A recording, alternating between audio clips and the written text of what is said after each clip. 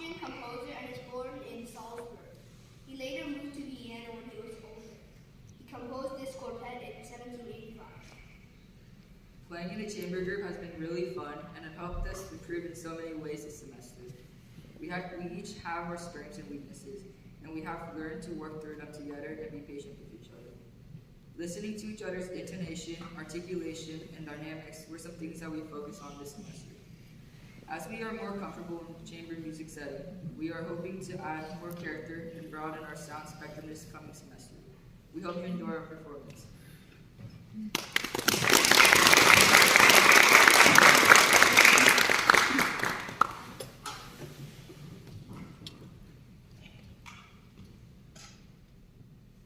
Thank